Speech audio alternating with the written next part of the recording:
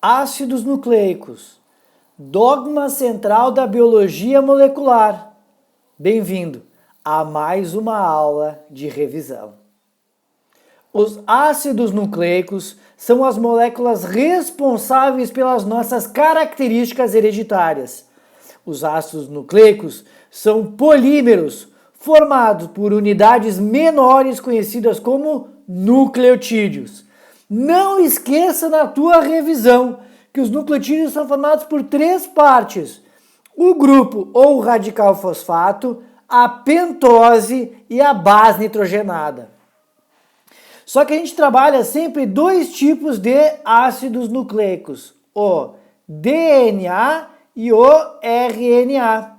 Lembrando que o DNA é uma molécula, então, dita de, olha aqui, fita dupla, olha ali ela, molécula de fita dupla, e o RNA é uma molécula de fita simples.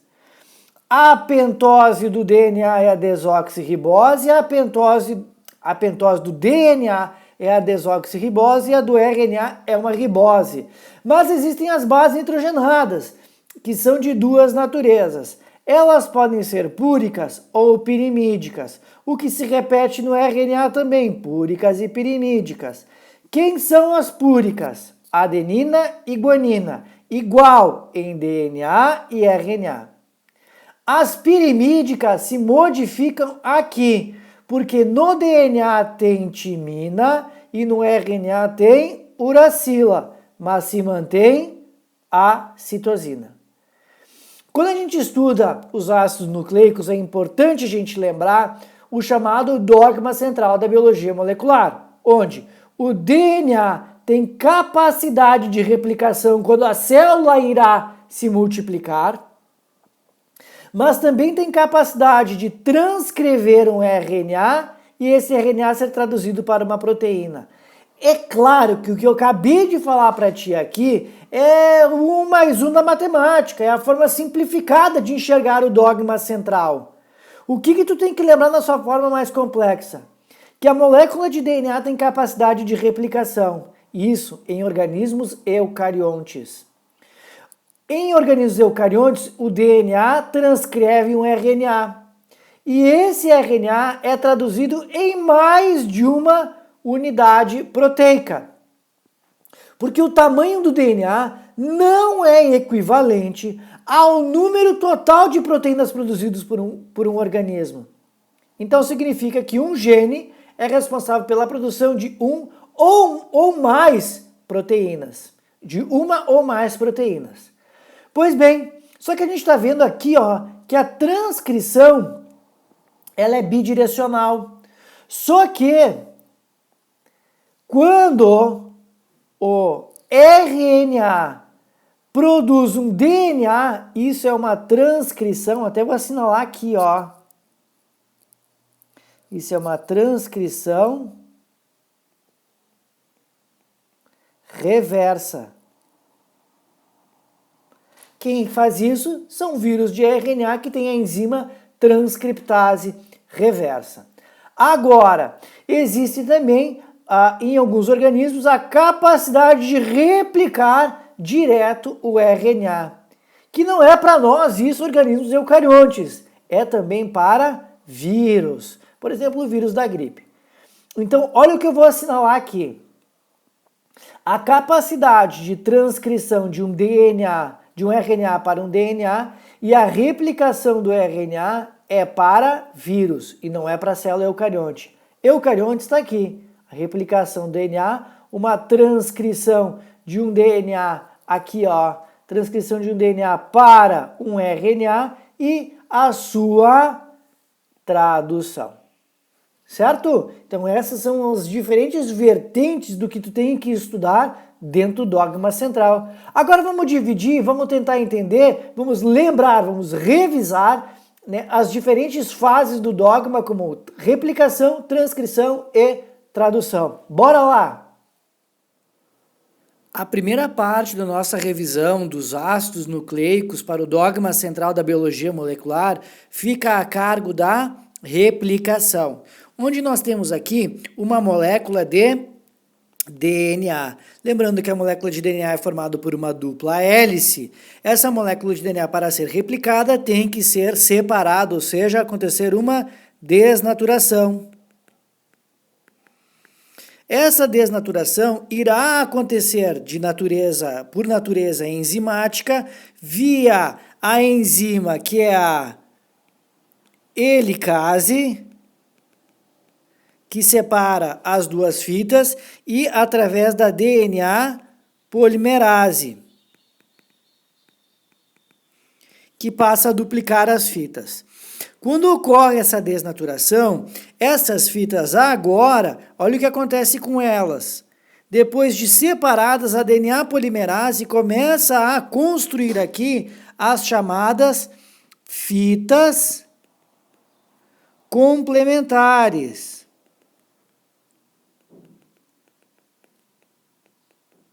Que estão aqui elas, ó. Porque elas se utilizaram da fita molde. Lembrando que este é o chamado modelo semi-conservativo, onde você semi-conserva uma das fitas, que é a fita molde, e constrói outra complementar. Lembrando que a DNA polimerase, quando ela passa por uma adenina, ela coloca uma timina. Timina com adenina, guanina com citosina, citosina com guanina, e aqui não é diferente. Timina com adenina, adenina com timina, guanina, citosina com guanina, e o último, guanina com citosina. Por quê? Porque a adenina é complementar à timina através de duas pontes de hidrogênio, e a guanina é complementar à citosina através de 3 pontes de hidrogênio. Os nucleotídeos, então, a gente deve lembrar que eles serão replicados, esses ácidos nucleicos, eles serão replicados via o modelo 5' 3', que é o modelo, né, que é o sentido de replicação, de novo, 5', 3', que é aquela ligação fósforo-diéster. Na sequência da nossa revisão, agora a gente vai trabalhar a chamada transcrição do RNA, que é este aqui, ó, de DNA para o RNA. Então a gente começa na nossa ilustração aqui, nosso esquema didático, com o DNA. Esse DNA sofrerá uma desnaturação só em uma região específica. Região essa, que é a região do gene, que é uma sequência do DNA que pode decodificar uma ou mais proteínas. E via a chamada, olha ali, RNA polimerase, o que vai acontecer? Será produzido aqui um chamado pré-RNA, ou RNA primário ou RNA heterogêneo. Por quê? Porque este RNA ele será formado por regiões que não serão codificadas. Então, existem as regiões de exons, que são as regiões que eu tenho interesse, e as regiões de introns que eu quero sacar fora, que serão as regiões que não serão codificadas para a produção de uma proteína. Só que aí, o que tem que acontecer? Tem que acontecer um processo de corte do intron. E o corte do intron se dá através de um processo chamado de splicing. Então, é o corte do intron, que vai fazer o quê? Vai estrangular o intron via uma enzima que é o splicing ossoma, corta ele, olha lá o intron indo embora, e aí tu fica só com os exons, e aí tu tem o RNA mensageiro. O que tu tem que lembrar daqui? Que se na tua molécula de DNA tu tem uma adenina, na de RNA tem que ter o quê? Uma uracila. Mas, quando tu encontra a guanina, o que acontece? Tu coloca lá uma citosina, porque ele se mantém, tá? Então, as complementares nas moléculas estão aqui. Adenina com uracila, guanina com citosina. Tá bom? Então, esta é a transcrição do RNA. E, por último, uma tradução. Essa tradução é a parte final aqui, ó. É a decodificação desse RNA mensageiro que agora saiu do núcleo e foi para o citoplasma e irá ser produzida uma proteína. Para fazer essa proteína, tu tem que saber utilizar o chamado, olha aqui, código genético. Tá? Então, olha lá, o código genético é referente ao RNA mensageiro. O que acontece? Quando a gente pega uma fita de DNA e a gente transcreve um RNA mensageiro, sempre lembrando, ela acontece só a partir de uma fita e a outra, naquele momento, está inativa. Então, o que acontece? Eu peguei essa fita aqui, ó. Essa fita de baixo, ó. Deixa eu só assinalar essa aqui, ó. Essa sequência aqui de baixo. Então, veja o que eu fiz aqui, ó. Vamos lá.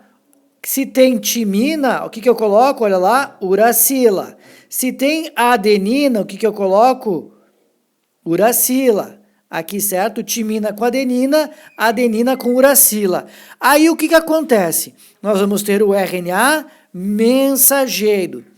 A cada 3 nucleotídeos do RNA mensageiro, nós temos um códon. E é a partir deste códon que a gente vai procurar aqui, ó, na tabela do código genético degenerado.